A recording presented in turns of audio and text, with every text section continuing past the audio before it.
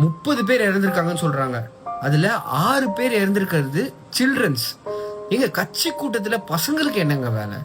குட்டி பசங்களை ஏங்க நீங்க கூட்டு போறீங்க? நீங்க எவ்வளவு பெரிய ஃபேனா வேணா இருந்துட்டு போங்க, குட்டி பசங்களை எதுக்கு கூட்டு போறீங்க? தயவு செய்து அரசியல் அறிவு கொஞ்சமாவது இருக்கணும். இன்னமும் தலைவர்கள் பின்னாடிலாம் போய் எத்தனை உயிரை இழப்பீங்க? எதுக்கு இதெல்லாம்? யாருக்காக பண்றீங்க? ஒரு உச்சத்துல இருக்கிற நடிகன், இருந்த நடிகன் ரோட்ல போனா கண்டிப்பா கூட்டம் வரும். 18 வயசு மேல உட்பட்டவர்கள் அவர்கள் சுய அறிவோடு போறீங்க, சரி. ஓட்டு போடுற வயசாவது போறீங்க. எதுக்கு உங்க பசங்களை கூட்டு போறீங்க? அரசியல் சினிமா கிடையாதுன்னு எப்போ உணர்றாங்களோ அப்போதாங்க இது எல்லாமே மாறும். அடுத்த தடவை பெரிய கூட்டம் ஏற்படும் போது கொஞ்சம் கேர்ஃபுல்லா இருங்க. தேடி இவங்களெல்லாம் நேர்ல பார்த்து எதுவுமே நடக்க போறதில்லை.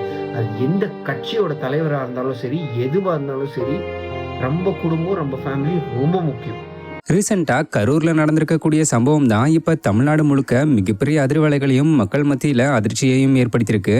அதாவது நேத்து கரூர்ல நடந்த தமிழக வெற்றி கழகத்தோட பிரச்சார கூட்டத்துல ஏற்பட்ட நெரிசலால எதிர்பாராத விதமா தொண்டர்கள் மற்றும் அவங்களுடைய குழந்தைகள்னு மொத்தமா 39 பேர் கிட்ட உயிரிழந்துட்டதா சொல்லப்பட்டுக்கிட்டு வர நிலையில அரசியல் பிரமுகர்கள் மற்றும் சினிமா பிரபலங்கள்னு இப்படி பல பேர் சோசியல் மீடியால தங்களுடைய கண்டனங்களையும் வருத்தங்களையும் தெரிவிச்சுக்கிட்டு வராங்க.